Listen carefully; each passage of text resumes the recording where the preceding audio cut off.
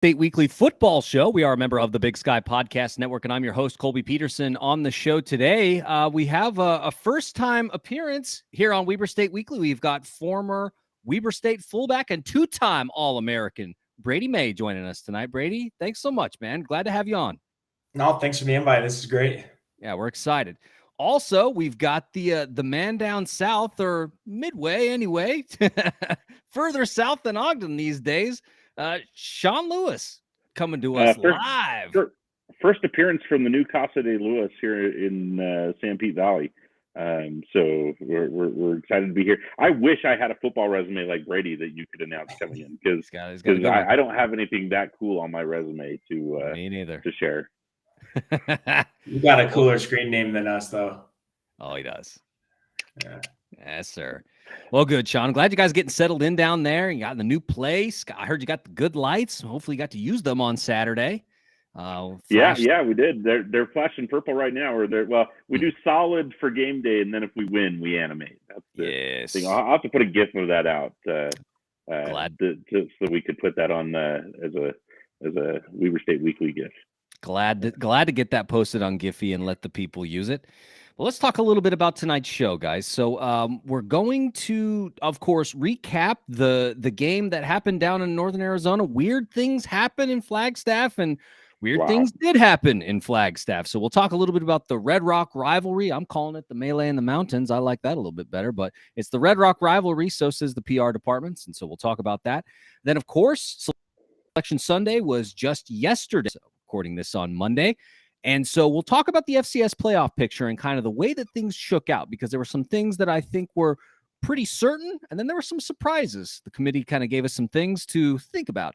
So we'll talk a little bit about that. And then we've got a short segment where we'll hand out some awards and just say, hey, who's your guy? Who do you think this? Who do you think that? So we'll wrap up the show with that. Before we get into it all, though, we want to encourage you all, please subscribe to the show. Apple Podcasts, Spotify, Stitcher, all good places to find quality Weber State Weekly content. We're also on social media. You can find us on Facebook, Instagram, and Twitter. We've got a Patreon. Go to patreon.com/Weber State Weekly.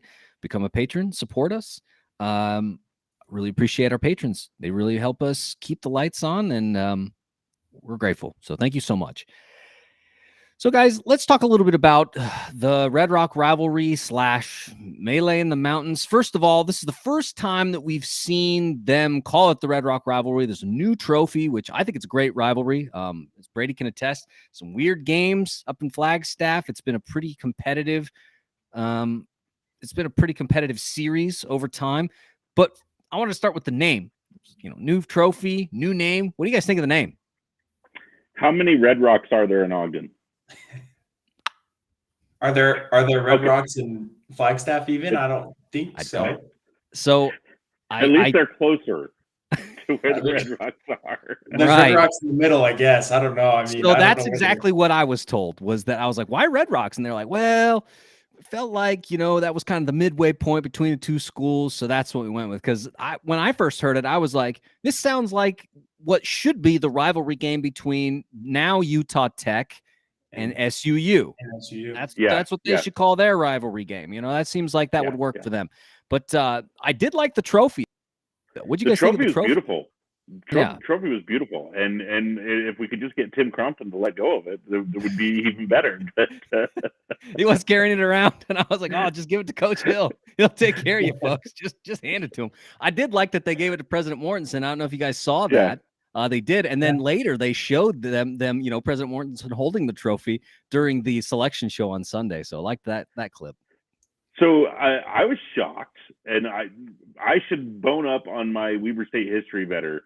I was shocked that the series between NAU and WSU was 27-27 going into Saturday's game. Yeah, I would have thought that Weber had a bigger advantage in that, but playing 500 against NAU, I guess we're one up on them now. But that was the shocking thing to me, and glad that we get the trophy first.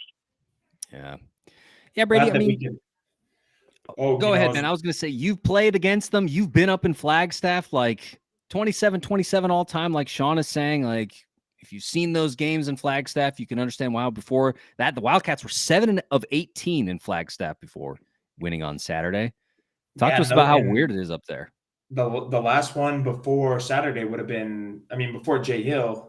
So I don't know when the last time we got a W down in Flagstaff, but Yep. it is. It's a tough place to play. Like you said, the Melee in the mountains, I think would be a suiting name. It's high elevation. It's in a dome. It's hard to breathe. The lighting's a little different, and for whatever reason, it's a win. Getting a win down there has been difficult, and so it's good to see him get one pulled off. Whatever the trophy's name is, I guess we're happy to have it, right? Yeah, like Sean said, good to be the first ones to claim it, but then also Coach Jay Hill's first win in Flagstaff in his career. So weird times. Well, I guess let's talk a little bit about the game. We've talked about the rivalry, talked about what it is. Let's talk about the game. So offense came out really hot in that first half. Just boom, boom, scoring a pair of quick touchdowns. But then things just kind of ground to a halt. There were a lot of miscues, a lot of missed opportunities. I think there was some uncalled PI a number of times, if I'm being 100% honest. And so it was just field goals the remainder of the game after the Wildcats go up 14-0. Well, that's not true because we did have Abraham Williams's 100-yard kick return to go up 21-7. But from that point on, just touchdown or just field goals from there. So I don't know, guys, what did you think changed for the offense that made it really tough on them to execute what they were planning to do the rest of the game, Brady? Just going back to that is a tough place to play. And we're playing a 3-7 team.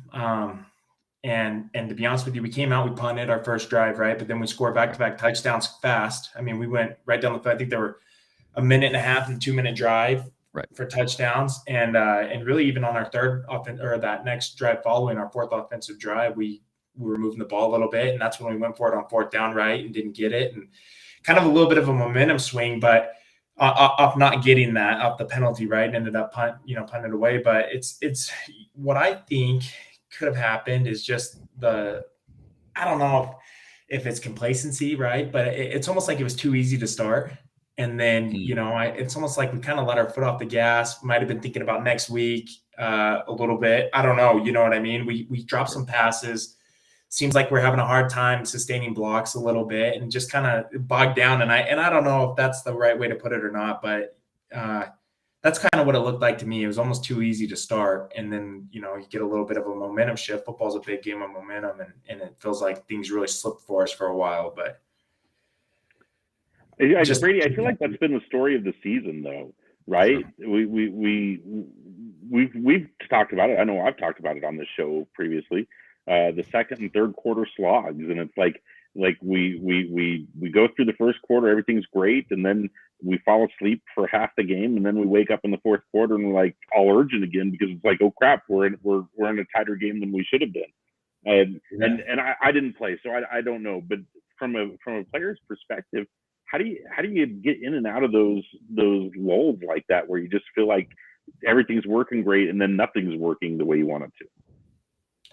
Yeah, no, and originally watching the game, I thought in my mind, I was like, you know what, we took our foot off the gas. We weren't as aggressive in the second and third quarter as maybe we were in the first quarter. But then after, kind of going back over it, I don't know, almost an execution thing. I think we had 6 drop balls.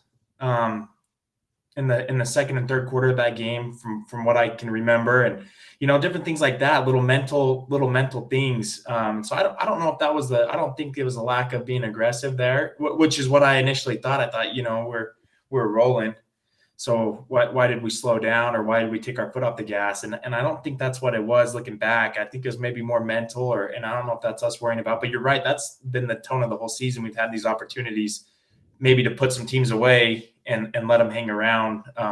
Montana State even being one of those teams where we got up 24-9, had a drop pass that potentially would have been a touchdown to go up 31-9, right? And instead, that's a great example because I thought on Saturday when the Wildcats were up 14-0, they had a chance to go up 21-0, and if we go up 21-0, I was thinking to myself, okay, that's backbreaker.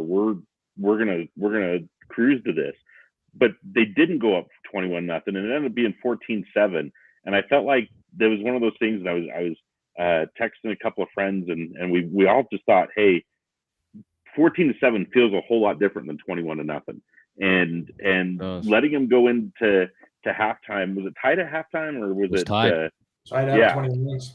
And in that second quarter, we let them tie it up. And I think that was a huge thing for Northern Arizona to go into halftime tied rather than being down.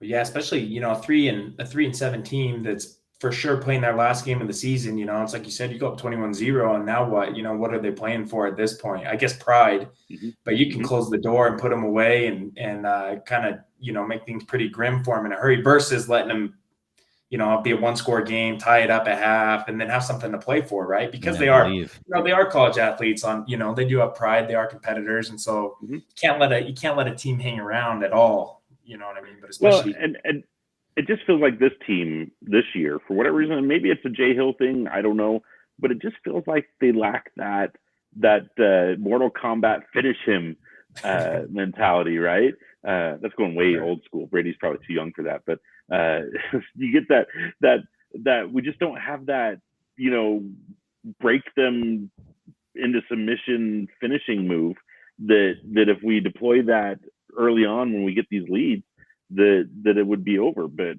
they just don't have that, and for whatever reason we let the teams hang around, and that's been a frustration as a fan this season and others.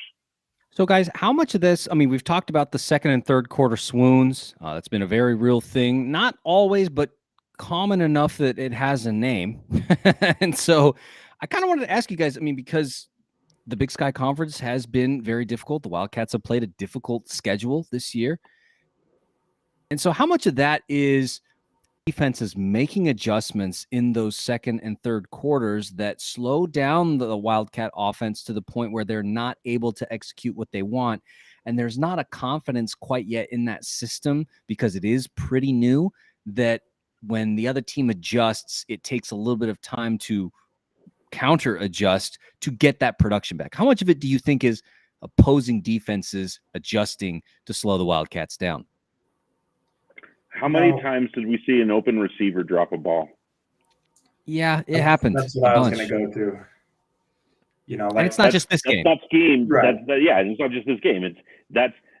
We've got receivers that have had the ball right here, wide open, and they don't complete the catch. Now, whatever reason that is, let's go get a new glove manufacturer with more stick 'em on the hands. I don't know.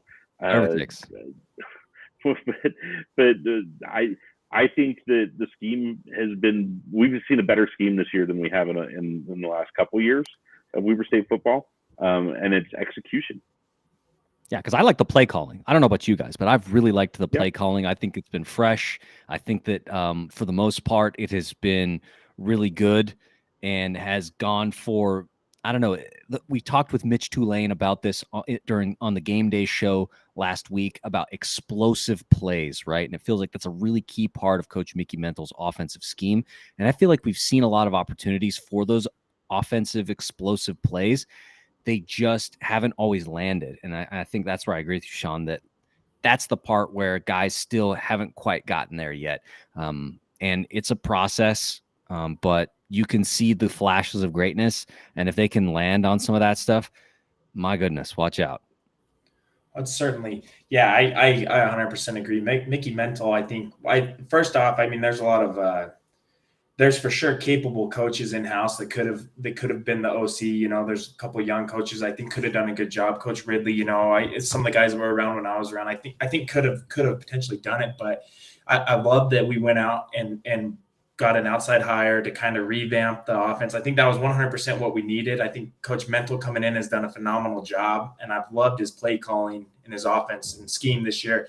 I think, I just keep going back to, it's like you said, Sean, the drop passes or having one guy miss a block that would have sprung it back for 20 or whatever it may be. It's or a little bit of an overthrow or, it just seems like in that Sac State game, the Montana State game, even in that game on Saturday, if you think of some of those big, those drops and different things that just absolutely, you hit one of those or two of those more in a game and you win the game, or you hit one of those or two of those more and maybe it's a completely different game on Saturday, so it comes down to execution. And I don't know, we're probably still a little bit, like you said, in a new system and learning and growing. And I think that's the most exciting part about this team, though, is that we're sitting 9-2, and I don't think we played our best football this year, And so I don't think we played a complete game this year. We haven't. Yeah. Even Utah State or some of those games where we played for the most part really well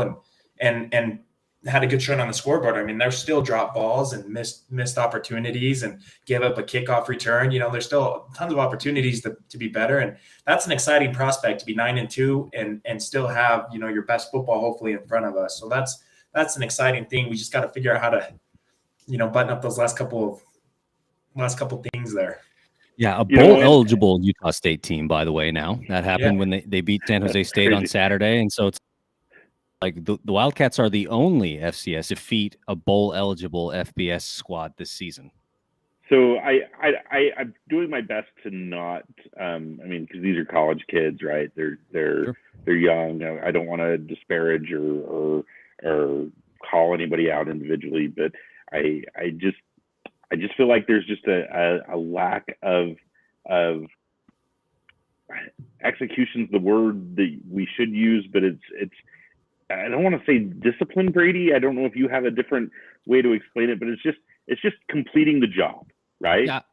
Precision, right?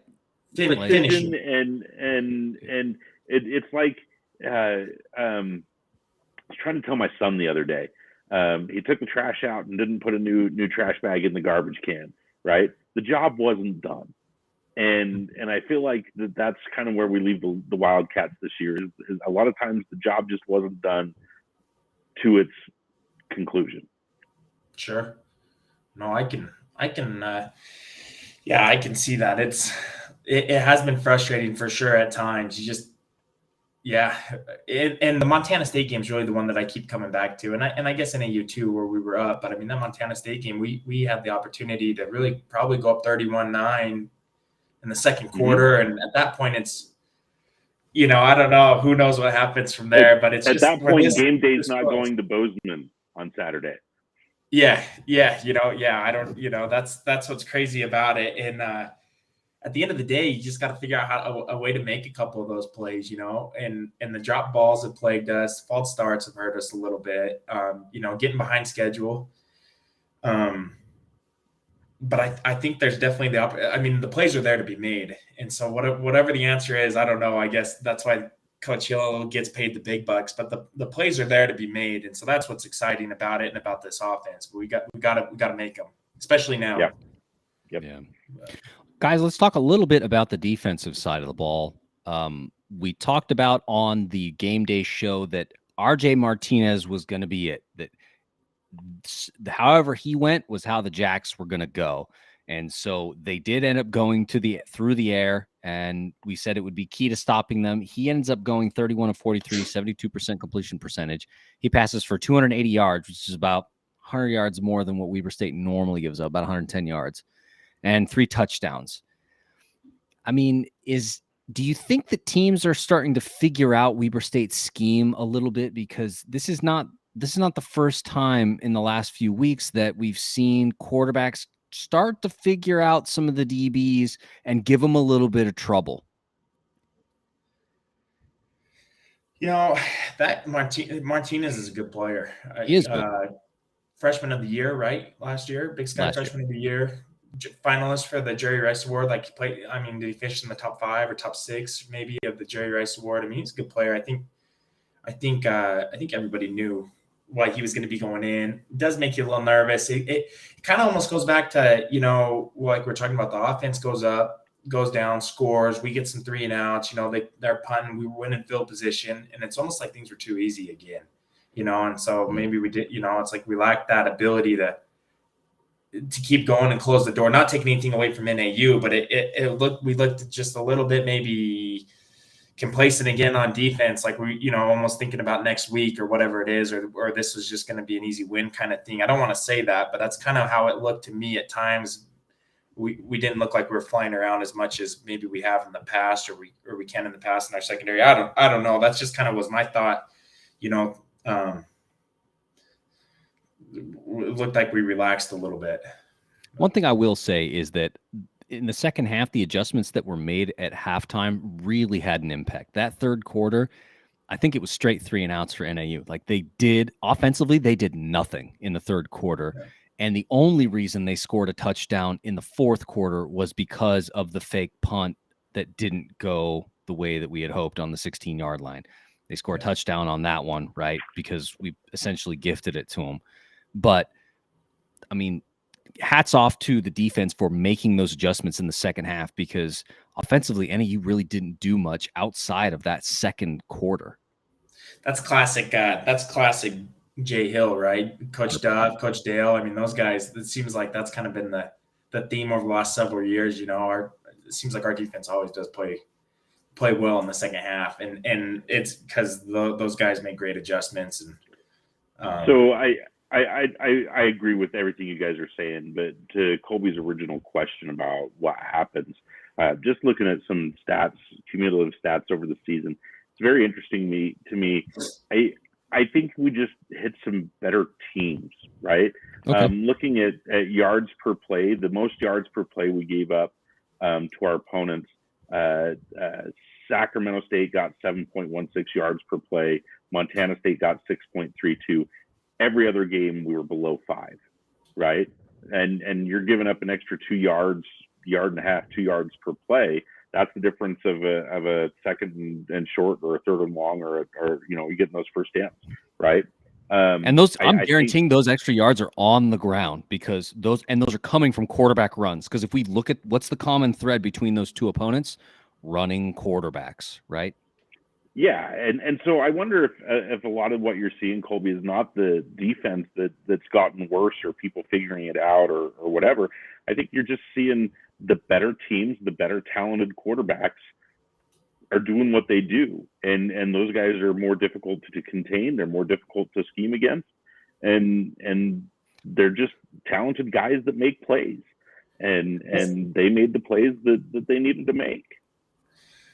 I guess the other thing too, going back to NAU, talking about the 280 passing yards, to piggyback off that. I mean, it was in a dome. It was perfect throwing conditions, and that was. I mean, have we seen a better passing quarterback this year? I don't know. I can't. Maybe Miles Hastings. I mean, in terms of efficiency, like, because Hastings, I think, leads the conference, but he's not a big arm. He's a dink and dunk kind of guy, and he'll just nickel and dime you to death. That's his way. Yeah, I don't know. That's a good point. You had Northern Arizona went 31 of 43 passing against us. The only one that comes close is Davis at 39 and 57. Nobody else. Portland State threw 31 times. Oh, it looks like Utah State threw 40 times, was 16 of 40. But those are the two best passing games against us, was Davis and Northern Arizona. So maybe I ought to lay off our corners and secondary a little bit. Maybe it wasn't them, but no, sure. I don't know. At times, I don't know, but we make the adjustments. I mean, it seems like we've done that all year. So yeah. Second half, no fly zone was back. It wasn't happening. So. Talk a little bit. Staying on the subject of the defense, the defensive line logged 6 TFLs in this one, only 1 sack, but I think that's partially because Martinez was pretty good about just getting the ball out relatively quickly, and so that's what happens, right? If the ball's not there to bring down, well, then you don't sack the quarterback. How do you guys feel about their performance overall this season? Because I think that there were big question marks when it came to the end of the season. Those question marks, I think, have largely been answered. Some guys have definitely stepped up and have shown to be really effective players and guys that are going to be around for a while. So overall, how are you guys feeling about defensive line play this season? Yeah, like you said, you graduate Jared Sheesh, then you lose a couple guys to the portal that were going to help and that have been helping, that were big players for us, or we're projecting we're going to be big players for us. So yeah, I mean, I think you knew you're going to have Doug Sheesh. I think you knew you're going to have Sione and Khaleesi in there, the guys that have been around for a while. But some of the surprises, Shad Pulsifer, the Snow College kid, has had a good season. Zeke Birch, who's been in the program for a while, but we haven't seen, we haven't seen a lot of him until this year. I think he's had a great season. Braden Wilson, man. New Celestine. Yeah. You're right. Braden Wilson has been really big this year. Stephen Bryant had think some the D-line has been You guys are naming names here. I think the D line's been serviceable. There's nothing in there that really stands out to me. Early in the season we thought they could have gotten more sacks, and there's reasons for or against that, but I don't think there was anything on the D line play that gave me pause. I guess the only other thing, or the one thing that stands out to me, is just those. Colby, you made the point earlier, the mobile quarterbacks that escape containment. It's those broken plays, right, where the Wildcats stayed home, did their jobs, but you have a quarterback that can get out and break one or two tackles, and then you're not in position, and those broken plays you got to get to where it is. I'm not articulating this well, but I think for the most part the D-line did their job. Yeah, and I think you're right, because compare the difference between the way that the Wildcats played Tommy Mellott in the Montana State game with the way that Asher O'Hara got played. I felt like they were much more ready for Asher O'Hara after seeing Tommy Mellott. Do I think Tommy Mellott is a better player? Yeah, I do. But also, I feel like after having faced Mellott, they were a little bit more comfortable with that kind of a quarterback, which I think could pay dividends potentially in the playoffs should you maybe see Mellott again. The only problem is, like you guys saw on Saturday, now Sean Chambers is back too, and that is tough to deal with. And I guess that's the other point I want to make, is that, like, it's not like anybody's cracked the code on this thing, man. Like, nobody is defending running quarter or absolutely shutting down running quarterbacks right now. Nobody in the FCS. So don't feel bad if you're not holding them to 150 yards. No one is.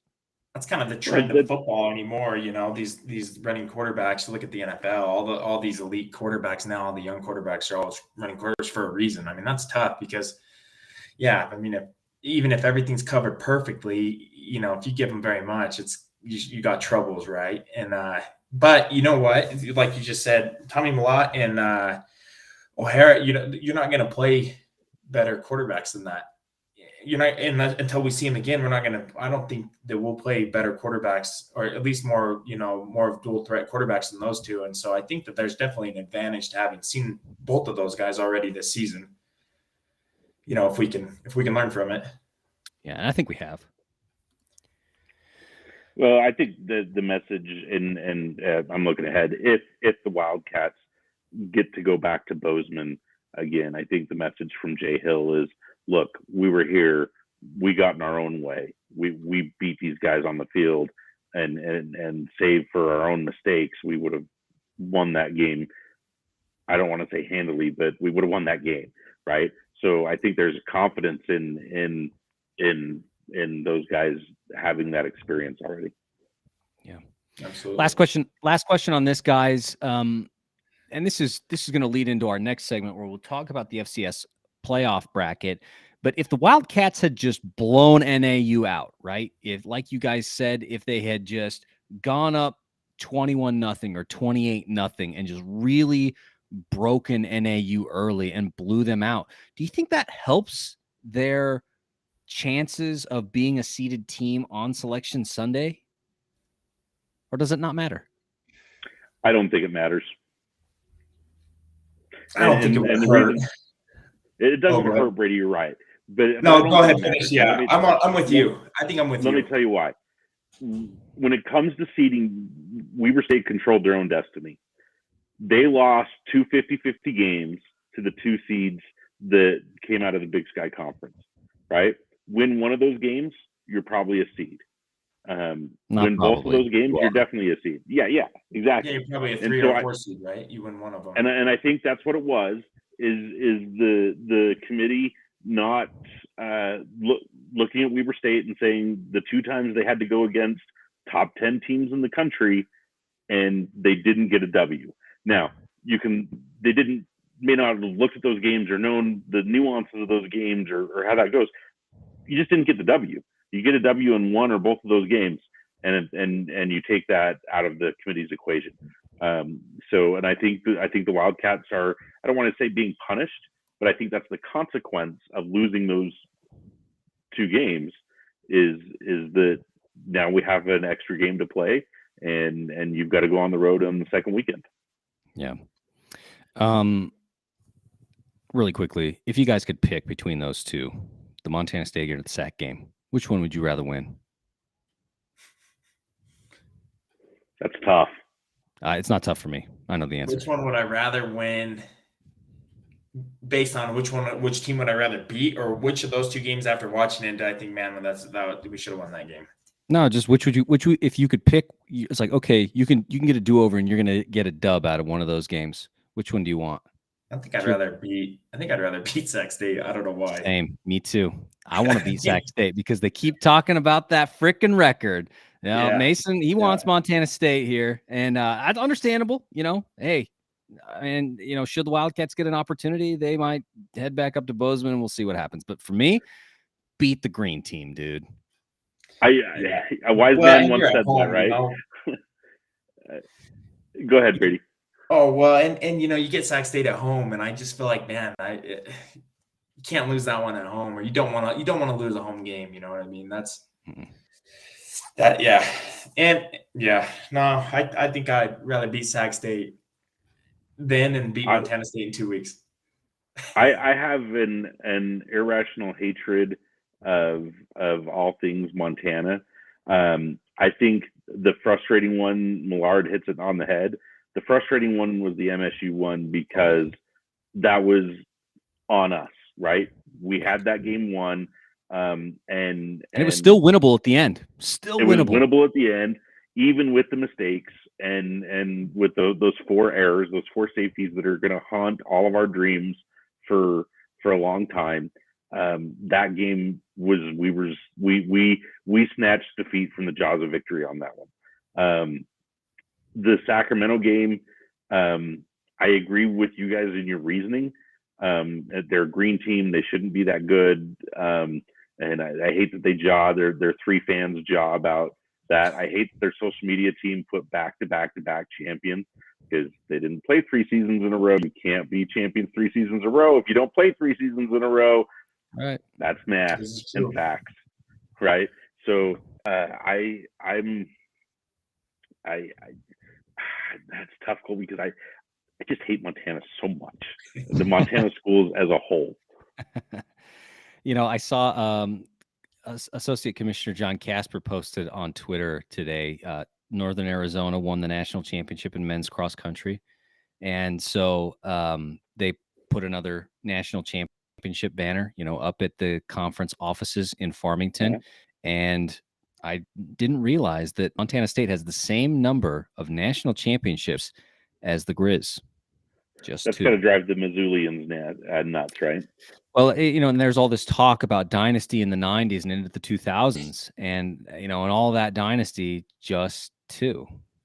Same as the Cats, who were there before them. Because those national championships for the Bobcats came in the 70s and 80s. The Grizz didn't get theirs until the 90s and then 2000. So, well, while we're throwing shade at Montana, the other thing too that drives me nuts is all this talk about Montana and Montana State being the mecca of FCS football and this and that and the other, or these top elite programs, which Montana State had a great run last year in the playoffs, but they won the Big Sky this year, or shared the Big Sky for the first time since 2012, right? Right. And it's been even longer since Montana, the Grizz, have had a share of the Big Sky Championship. So we're talking 10 plus years, I mean, we're in a new decade, and so I don't know. They got one this year. Good for them. But that always drives me nuts too, especially that's more the Grizz fans things though, they're the blessing to the Big Sky, and you're like, dude, you guys haven't been on top of the Big Sky and since 08. No, not even 08. Yeah. 09 maybe. Like 10 or 11, 09. I really don't know, you know what I mean? But it hasn't been for, so that I always get a chuckle out of that, Sure. Well, guys, let's talk a little bit about the FCS bracket now. So Wildcats go on to win on a last-minute field goal, beating NAU, winning that Red Rock Rivalry trophy. Good to get the dub up there. Jay Hill's first in Flagstaff, and so the melee in the mountains complete. Wildcats all-time with the edge now, 28-27. So let's talk about Selection Sunday. Playoff picture was revealed on Sunday morning. And some surprises, I think, is a way to put it. But I think Wildcat fans were shocked, probably most, to not be a seeded team. I think everybody expected the Wildcats to be a seeded team. A lot of national pundits had the Wildcats as a seeded team, and they weren't. They were number 9, and there were only 8 seeds. And I think the team that probably got that spot over the Wildcats is Holy Cross, the Patriot League champion. And so, give me your guys' kind of your feelings as things shook out and as they began to show the bracket on Sunday. Was there? I mean, I look at the top 8, and that's the only school that I look at and go, them? I don't know. I mean, how are you guys feeling with not being seeded? I said my piece on this a few minutes ago, Colby. Holy Cross as a league champion, that's a feather in the cap that Weber State doesn't have. And if you got 2 teams that you're viewing as equal, that's gonna tip the scale in their favor. So from an inferior league, though, I mean, yeah. Let's be honest. Let's be frank. Is the Patriot League the Big Sky? It's not. No, it's not. I'm not doubting that, but they're a league champion, right? If you're weighing out the scales and you're saying a 2-loss team that's not a league champion and a team that is a league champion, that's going to go in their favor. I guess my beef is that in years past, when it was a question and say the Valley was going to get somebody, felt like the Valley got that benefit of the doubt because people felt that the Valley was the best conference in the FCS.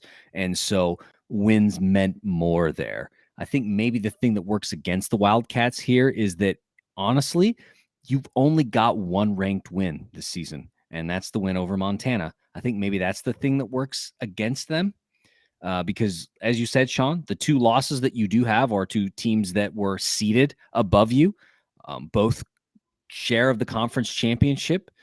And so, I think that it kind of works against you that you've only got 1 ranked win, whereas in the past, Valley teams have had more than 1 ranked win. And so a Patriot League champion maybe doesn't look as good as a team from the Valley or the Big Sky that have won 2, 3 ranked, that beat 2 or 3 ranked opponents, even if they're exactly opponents in the teens or something like this, Mm-hmm. It's a tough deal. No, you can't take anything away from Holy Cross. I mean, they had to play the teams on their schedule, right? And they beat them all. And they had an FBS win too, right? They beat a bad Buffalo team, but they beat them, and they won the team. They beat the teams on their schedule. What's tough though is their strength of schedule is 76. You know what I mean? 76. They do have they did have a ranked win, but it was number 20 something. It was a team in the high 20s. I read. Like Fordham, yeah, like beating Fordham at the time, who was like on the bubble. They were ranked like 22 or 23 or 4 or something at the time, and they did win. You know what I mean? But strength of schedule is 76. So this is what I look at, and it's not fair. It's not fair, right? Because like Sean said, they did win their championship, they won their league, they won the games on their schedule. But I mean, if you put Holy Cross in the Big Sky, how many games are they going to win? They're Idaho State. Yeah, exactly. I don't know that they're that bad. I don't think they're that bad, but they're Portland State, maybe. PSU. Yeah. Okay. Portland.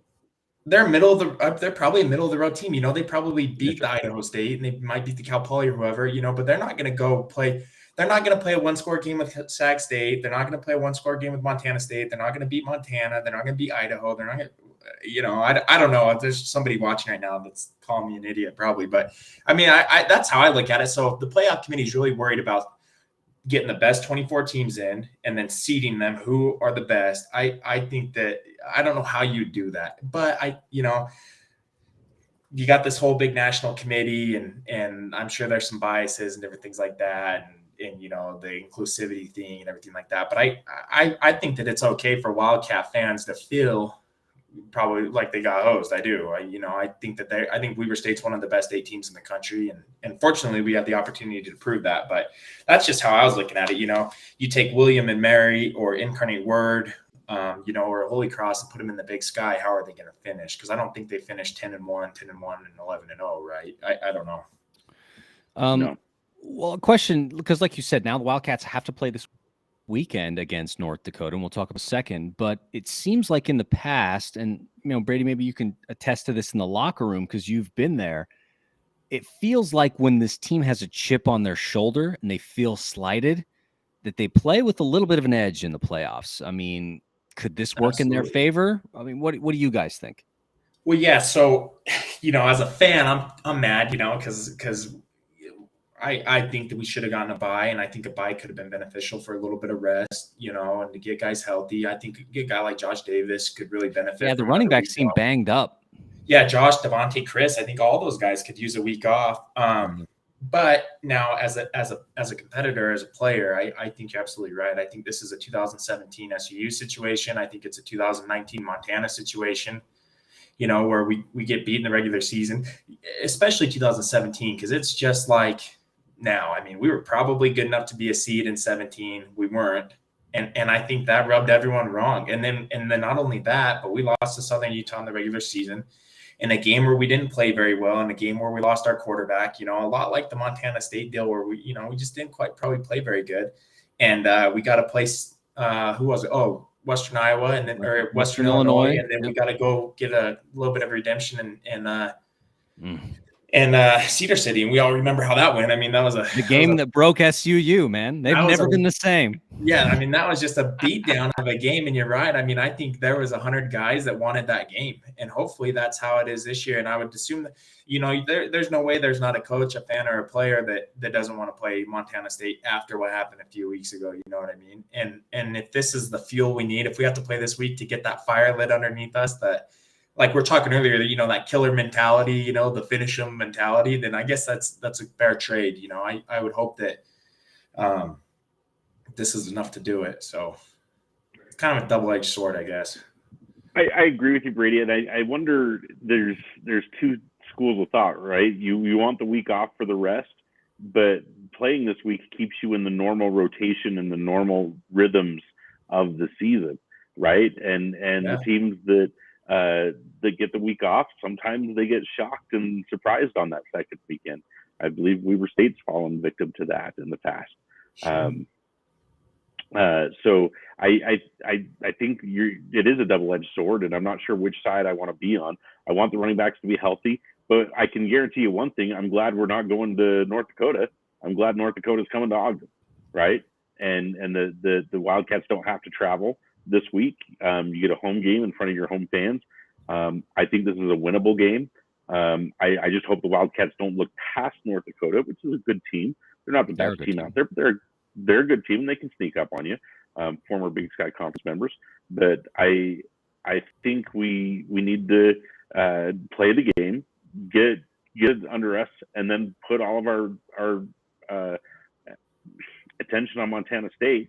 And frankly, if we go to Bozeman and win that game, you're set up, right? It's a tough road from there, because then you would have to face, if you can go to Bozeman and win, you would then have to face, I think, South Dakota State at that point. So you got to go to Brookings in the quarter. I think you get William and Mary first. Oh, you'd get William and Mary, and then you'd have to go and face South Dakota State if they make it that far in Brookings. Yeah. I mean, so it's a tough road to get to Frisco for the Wildcats.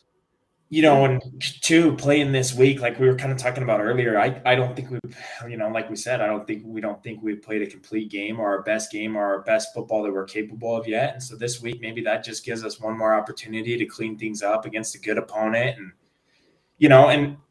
so, I mean, it could work out in our favor to keep building on this deal, and because North Dakota will get you ready. I mean, they're a good team. They're going to be disciplined. They're going to play hard. They're going to be tough.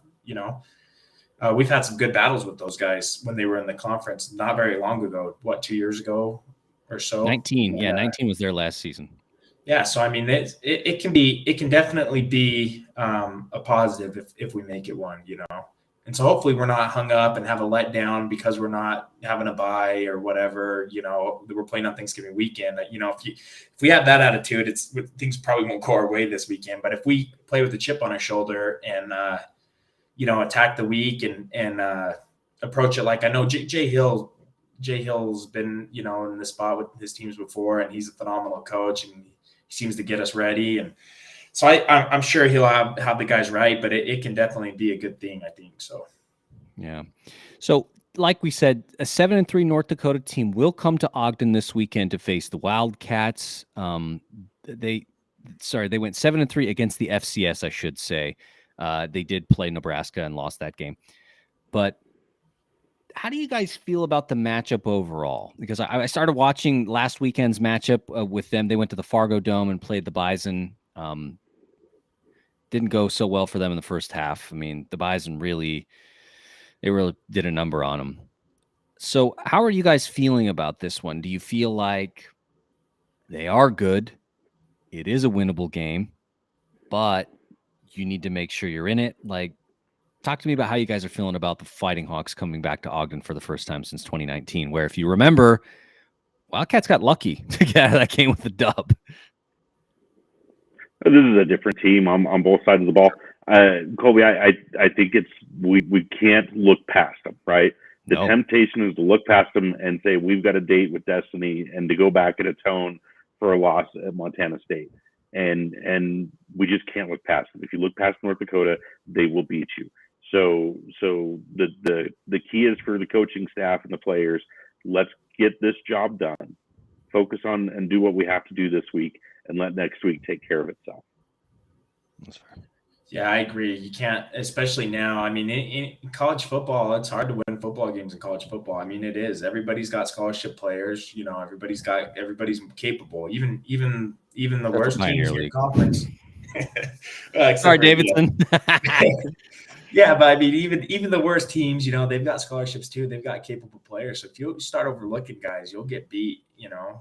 But if we prepare the right way, I mean, they're going to be tough. They're going to be disciplined. If I remember right, it is the same head coach that we used to play against. They'll do some things, if I remember right, on defense with their fronts. That they'll play some games and do some funny things. But if we go in there, I mean, so they're a good opponent and they're very capable. But if we go in and don't overlook them, I like the matchup. Yeah.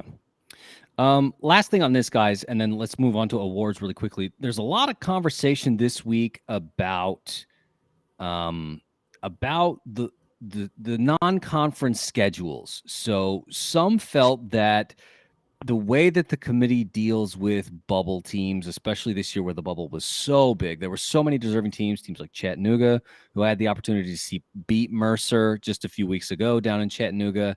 I mean, there were a lot of teams. Davis is another one that came really close to beating Sac right there at the end of the game. Davis was surging in the second half, and I'm kind of glad the Wildcats played them early rather than later, because, my goodness, they were a wrecking ball in the second half of the season. But tough schedule this year. They really challenged themselves. They played Cal, which is a money game. They played South Dakota State in Brookings and lost a close one. And then they go and they play a tough conference schedule in a conference like the Big Sky, having to play Weber State and having to play Montana State, having to play Sac State, who they will play every year, and also taking the trip to Moscow. And so they end up on the outside looking in because they challenged themselves in their scheduling. Is that a disincentive to teams? Do you think teams would look at that and go, you just got to get dubs. You just got to stack dubs. I don't think the committee cares as much about the quality of the dub, because it's fine. It's all good and fine if you win, but if you don't win, it feels like it really hurts you. Do you feel like it's a disincentive to schedule tough non-conference opponents? And what does that say about the subdivision as a whole? Or is it something that teams, they'll keep doing because, you know, they want to do it and they'll just roll the dice and hope for those big wins? I think that there are 125 FCS teams in the country, and I think that a committee made up of 8 to 10 people, I forget how many people were on it, don't have the bandwidth to focus on 125 teams. Now, I understand you're only trying to find the top 24, but you can't focus on every game. And so you do what everybody does, and you go to the metrics. How many wins do you have? How many losses do you have? How many wins against ranked opponents do you have? How many losses against ranked opponents do you have? Did you win your conference? Do you have an FBS win? FBS losses don't count against you. FBS wins help somewhat, right? How did you do FCS versus FCS? How many FCS wins do you have? I think a D2 team can hurt you, especially if it's close. But at the end of the day, they're not looking at the nuance of the game. Nobody's looking at the Montana State game and saying Weber State crapped the bed on special teams, right? What they're saying is Weber State lost by 5 and against a ranked opponent on the road, and that's what it is. Top 5 opponent on the road. Okay, it doesn't matter. That's all they're looking at. And at the end of the day, it's the dubs that get you what you want. Whether that's a dub against the sub 50 team or a dub against the top 50 team, it doesn't matter. It's the dubs. And the same way works in FBS. The same thing works in FCS. The same thing works in the NCAA tournament. It's what have you done for me? What is your record? And when we're looking at teams that have similar resumes and similar records, what are the things that stand out, pro or con? And so if you have an undefeated season, it doesn't matter if that's against the Little Sisters of the Poor or against Montana every week, or Montana State or Weber State every week. The fact of the matter is you've got to win the games that are on your schedule.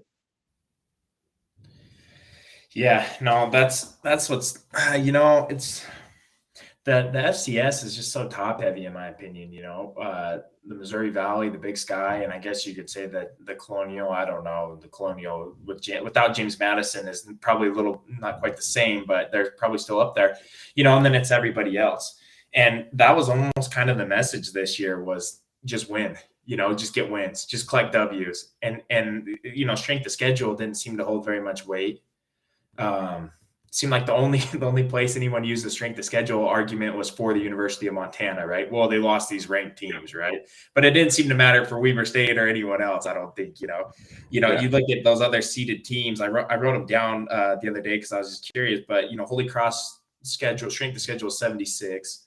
Incarnate Word was 59, and William and Mary was 44. Well, so to kind of put that into perspective, I was just looking on the ratings the other day, and the number 1 till like number 20 strength of schedules was all Big Sky and Missouri Valley teams, right? And then you start getting some of these other, like a Colonial or a Southland or whoever else makes it in there. So I mean, there's no question that these, the Big Sky and Missouri Valley, I mean, they were just playing better teams. It's tougher football, you know what I mean? And it's just kind of interesting because I don't think the committee really cared or like you said, had the chance or the ability to examine all that or comb through all that with the toothpick. They just were more focused on the win. So I feel like it's almost sending the wrong message because they're like, yeah, just get wins. Now, on the flip side of that, this is kind of a double-edged sword too, because you can go schedule all those cupcake games you want. You can go get all those wins, but the first time you really got to go battle someone, do you want it to be in the playoffs? You know what I mean? Versus Weber State, we played the best teams. We played the 2 seed, we played the 4 seed. So I feel like Weber State's, we played a bowl eligible FBS team. I feel like Weber State's battle tested to an extent. I mean, we've seen probably as good of teams as we're going to see for a while here. And I feel like there's got to be an advantage to that, right? Versus some of these teams like, whoever, Holy Cross, I don't know, we're picking on Holy Cross, but I mean, the best teams they're going to play or the best teams they've played all year are going to be right now when it matters the most. You know what I mean? That's going to be, so I don't know if does that really help you? I don't know. For getting in, it probably helps, but once you're in, it doesn't, I guess. So this is the entire argument in basketball, the Gonzaga, right? Gonzaga rules the West Coast Conference, and then they get in the NCAA tournament and they're weak in the NCAA tournament. And they've made a couple of finals. All year. But it's the best teams they see all year. Now, I'm going to go and I'm going to give credit to the Big Sky Conference because the Big Sky Conference has a strategic plan that specifically says we want to build up our conference and build the conference up in football strength because the goal is not to make the playoffs. The goal is to have a Big Sky team in the national championship game in Frisco every season with a good opportunity to win that game. So we can argue how that works, but I think that goal is working. I think the Big Sky has been more exciting than it's ever been when you have 3 to 4 top teams. I love you can go 5 or 6 teams deep in the Big Sky and anybody can beat anybody on any given Saturday. You've got the top heavy teams, but look at Idaho, what Idaho did this year. Came out of nowhere to cause some chaos in the standings. So I like what the conference is doing, but remember the goal is not just to make the playoffs. The goal is to win a national title for the conference. And I think the conference is encouraging their teams to schedule difficult so that when playoffs time come, it's just like the SEC in the FBS. You've already played all these top teams, so the playoffs are not anything different. And, the strategic plan makes sense, Sean, because if you look at the history of the conference, I think it's 1, 2, 3, 4, 5, 6 total national championships held by the Big Sky Conference. Well, 7 technically, because BSU was won a long time ago in the 80s. But in the in the quote unquote modern era, in the last 22 years, just two. The 2000 Montana Grizzlies and the 2010 Eastern Washington Eagles. That's it. That's all the Big Sky has in terms of national championships. Now, of course, there are more appearances than that, but not wins. And so you look at conferences like the CAA, or of course, we could talk about the Valley because of the dominance that the Bison have had over the game for the last decade. But I hear what you're saying. There's an encouragement to go because it levels you up. And so don't move away from that. Don't start scheduling lesser FCS teams in your non-conf, even though it is stacking W's, because just win the games in front of you, get in, and you'll be more prepared to face the top levels and go deeper in the playoffs because you've seen talent on that level. Well, and Colby, to that point too, I just want to say, I thought it was great that we had 3 top 10 matchups and 2 top 5 matchups on the Weber State schedule this year, just because we played our conference, right? Yeah. Those are great games. Those were a lot of fun. They brought out fans. There was a lot of excitement around that.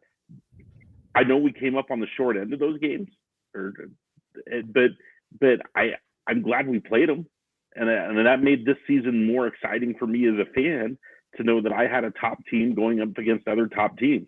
I don't want to play Little Sisters of the Poor every week. I don't want to see Weber State putting up 70 against D2 opponents every week.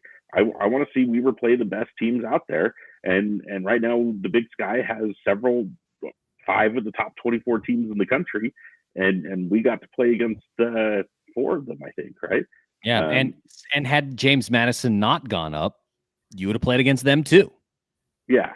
So, yeah, I like what Jay Hill and the Wildcats are doing. I like what the conference is doing. Yes, there is some tendency to beat yourself up, but when you run that table, you have a special season, and it hopefully ends up in Frisco in a title. And I long for the day that I can go to Frisco and watch that game and see the Wildcats bring home a natty. That's I'll mortgage the house again to go see that game. No, absolutely. I think you got to keep doing God's ears. What's that? From your lips to God. Yeah, no, I think you gotta. I think playing the cupcake games for whatever reason that seemed to be, or just getting wins seemed to be what the committee wants. But yeah, it's just you're doing yourself a disservice. You're not really setting yourself up for success. And the plan of the conference, I think it's working. I mean, you just talked about the history there, but I mean, I think it's working. There's some competitive teams, and there's 3 teams, 4 teams in the playoffs right now that are going to have a pretty good run at it. And UC Davis is still right there. Idaho's getting better. I mean, the Big Sky's 6 deep, really, really good right now, with a couple others that are more than capable too, or they could get you if you overlook them. So I think it's for sure working. What would be interesting though is, take out, I don't know, because I don't see this, but take out North Dakota State from the Missouri Valley. How many championships did they have in the last 20 years? Just a question. I don't know. South Dakota State won one, right? No, they don't have any. That's the joke, is that the Bunnies have none. So they didn't win one. When did they lose? They lost in the spring season to Sam Houston. That's what it was. Yep, that's what it was. But the Bunnies don't have one, and so that's what that's. So has anyone else from the Missouri Valley won one in the last 20 years? Maybe Youngstown State. I don't know. I have to go back and look. Youngstown might have got one, huh? Or they lost in it. Yeah, we'd have to go check. But just kind of an interesting thought. I was just kind of thinking, but I think the Big Skies are sure trending in the right direction. But just kind of interesting. Just a thought I had. Well, folks, like we said, the Wildcats will be facing number 20 North Dakota at 2 p.m. Mountain Standard Time at Stewart Stadium this weekend. And so if the game's at 2, get out there. FanFest starts at noon. get out there and tailgate. But let's wrap this up really quickly, guys. We got some awards. So we wanted to give our panel just a little bit of opportunity to kind of shout out some of the guys that have done the best this season in their view. So really quickly, guys, which guy do you think had the most swag on the team this season? All right. I think there's a number of good candidates. I think you could go. I think, I mean, Eddie Heckard. I think Dez. I think Winston Reed. I think all those guys. But I gotta go with this is gonna maybe be surprising, maybe not. I gotta go with Ty McPherson. T-Mac. Oh, dude, T-Mac. T-Mac's got loads of swag for some, and it works for him. Yes, he does. Oh, and it doesn't seem like he ever stops talking, but he's out there just blocking and hustling and making plays, and he walks around with a little bit of a swagger that is for sure earned. He's not faking anything out there. I mean, that's just T-Mac, and I love the way he carries himself. I think he's got some swag. What about you, Sean? T-Mac could definitely first team all swag for me. Maxwell Anderson is going to get my vote. The guy is just has been a brilliant defender, and you could give that award to anybody on the defensive secondary. But I think Maxwell Anderson has had by far the best season, and with the interceptions and the timely interceptions that he had, especially early in the season, set himself up for this award. Yeah. I think for me, guys, I sort of struggled because it was like, offensively, the running back room has really, I've really liked what those guys have done. So I'm thinking like, D-Mac or like Damon Bankston, like those guys have both just really, when they've gotten through, they've really gotten through.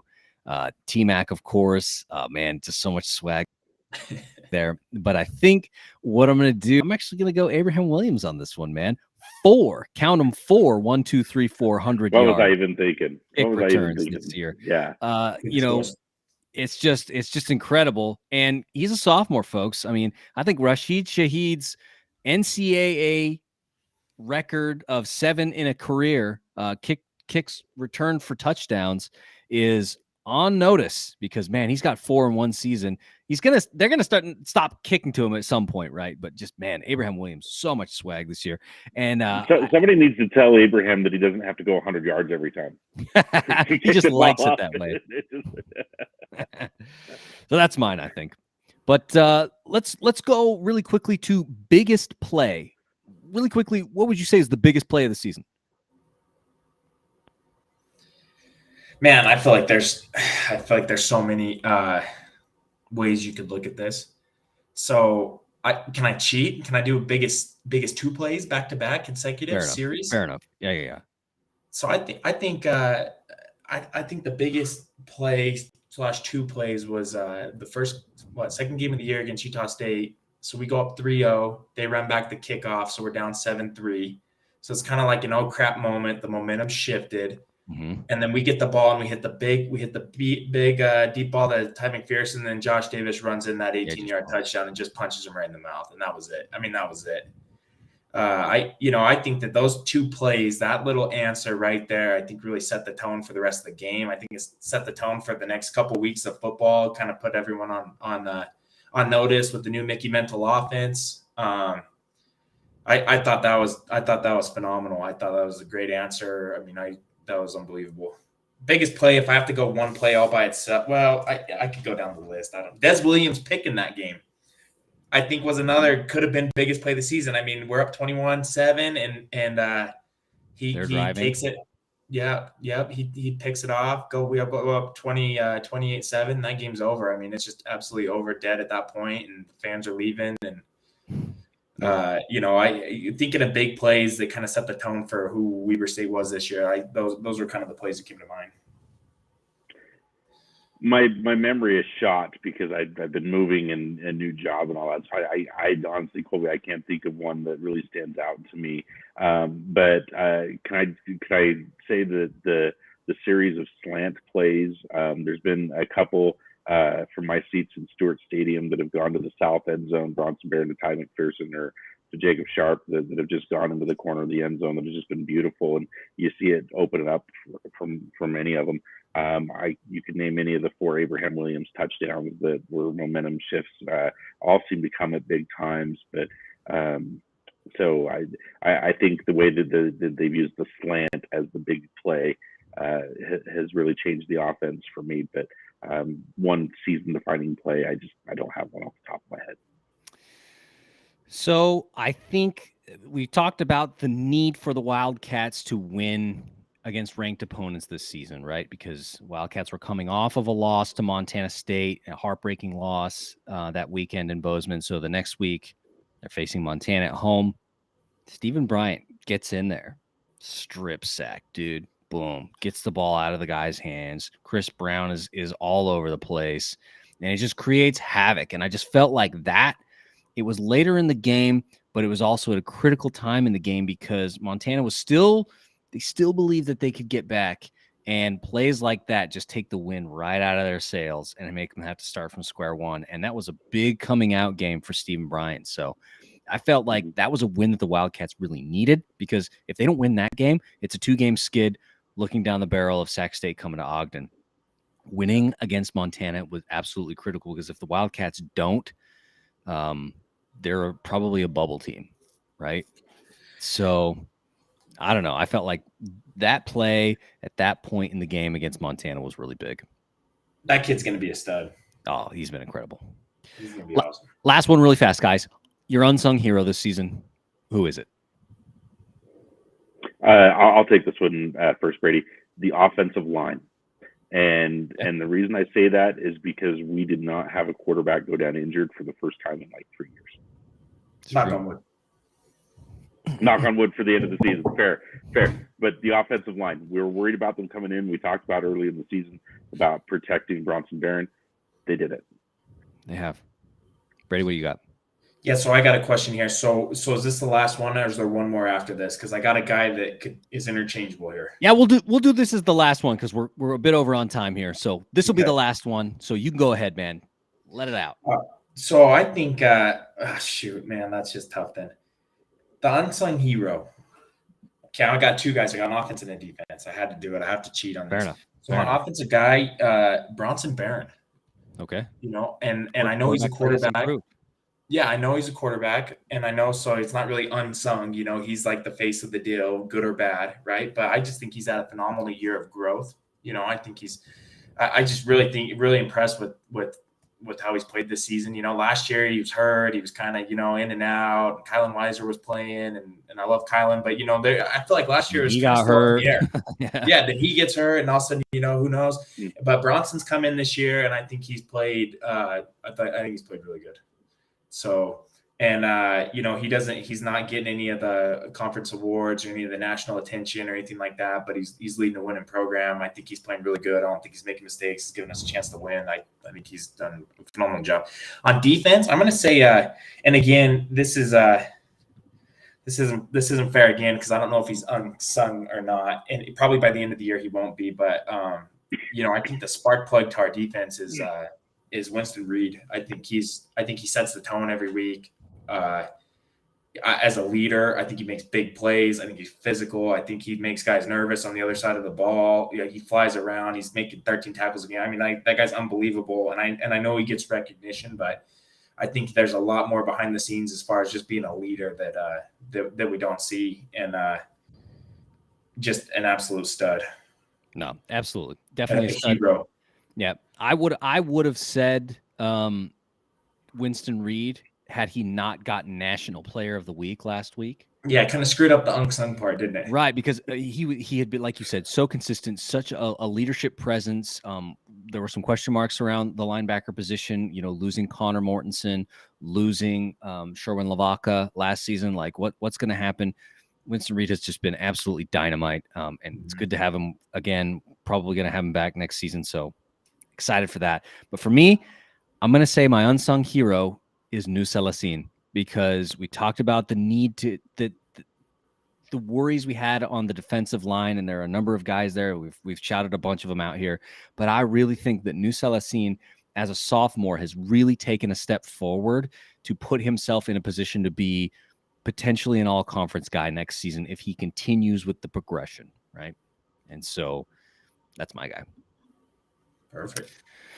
So, guys, like we said, upcoming schedule, there's just one game on the schedule, and that's the way it'll be for the foreseeable future. We'll take it week by week. Wildcats will face number 20 North Dakota. The Fighting Hawks come back to Ogden for the first time since 2019, 2 p.m. kickoff time at Stewart Stadium. So get up there by at least noon and get your tailgate going. Get your tickets at weaverstatesports.com, ESPN Plus if you're like me and you're out of market, or listen to the dulcet tones of Steve Klauke on 103.1 The Wave. We'll wrap it up. Email us, weaverstateweekly@gmail.com, Facebook, Instagram, Twitter, Patreon, and the blog. Want to thank All-American Brady May for taking some time to hang with us. Want to thank Sean Lewis from Casa de Lewis down there in the San Pete Valley. Thank you both, guys, for hanging out with us and chatting some Wildcat football tonight. We'll wrap it up like we always do. Sean, Weber State. Great. Great.